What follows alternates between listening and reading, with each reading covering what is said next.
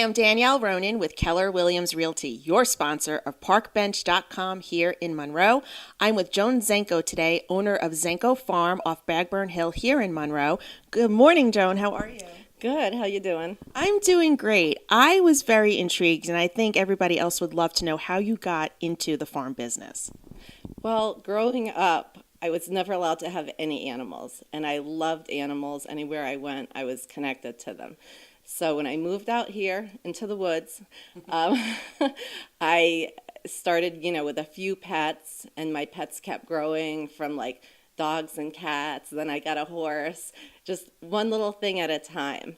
I started selling bunnies at one point, breeding and selling bunnies. And I noticed that the people that came here just loved the place, loved being around the animals. And I kind of saw the joy it was bringing everybody. And I loved doing it too. Well, I got to the point with so many animals that I thought maybe a little income, to have visitors come in and see that. And that's when I started my first programs and horse riding lessons and things like that. So how long have you been here? I've lived here 35 years. Wow. And has the farm been active all that time? When we moved in here, there was a small little cabin in the woods, dirt road covered in trees. So the first 10 years was a lot of land clearing.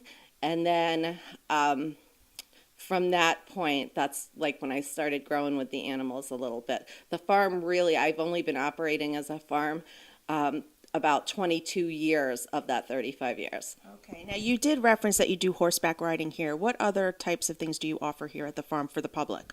Well, I sell, I breed and sell small farm animals, and we do English and Western horseback riding lessons. We do birthday parties, and any type of private party that you would want. We do Boy Scout and Girl Scout badge earning educational programs. And the biggest thing I do is probably my 9 weeks of summer camp, where a lot of kids come in, and it gives them a chance to interact with the animals and do all kinds of farming events here.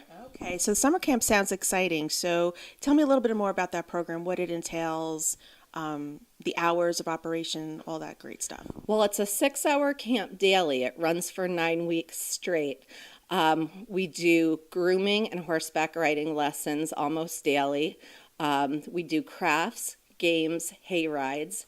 We open our petting areas up so the kids can go in and out of the petting areas and actually go in with the animals and interact with them. And I think that's the most popular thing here, is being able to interact with the animals. What do you do on rainy days? We do games, and we have some indoor activities, and a couple of my petting areas are kind of indoors, so the kids won't even know that it's raining out. We have a huge playground too. We have a small basketball court. I mean, we have such a variety of things. We even have a stream that runs through the property where they get butterfly nets, and we go crayfish in the second part of the day. So, I mean, there's a lot going on. What's the age group for the kids who attend the camp? It's usually, I don't really have a cutoff for it. I do have 14-year-olds that still love these activities and still want to sign up, but my normal age group is between 5 and 13. So 47-year-olds wouldn't be eligible to join in?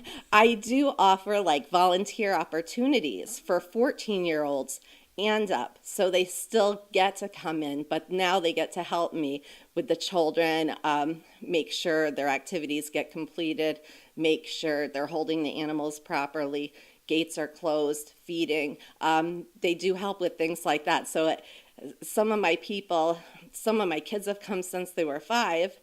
Now they're 14. They come in as helpers.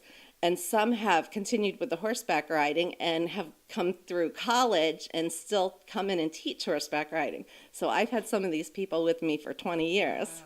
So, and I know there's a very inspiring story about your farm and giving back to the community. And I would really love for you to share that with the audience.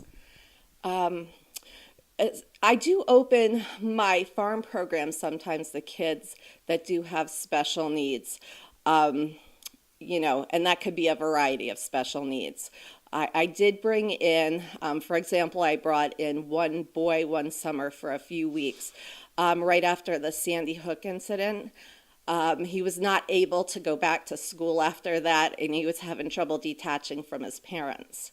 So they didn't know what to do. So they brought him in for camp, and I allowed the parents to stay with him.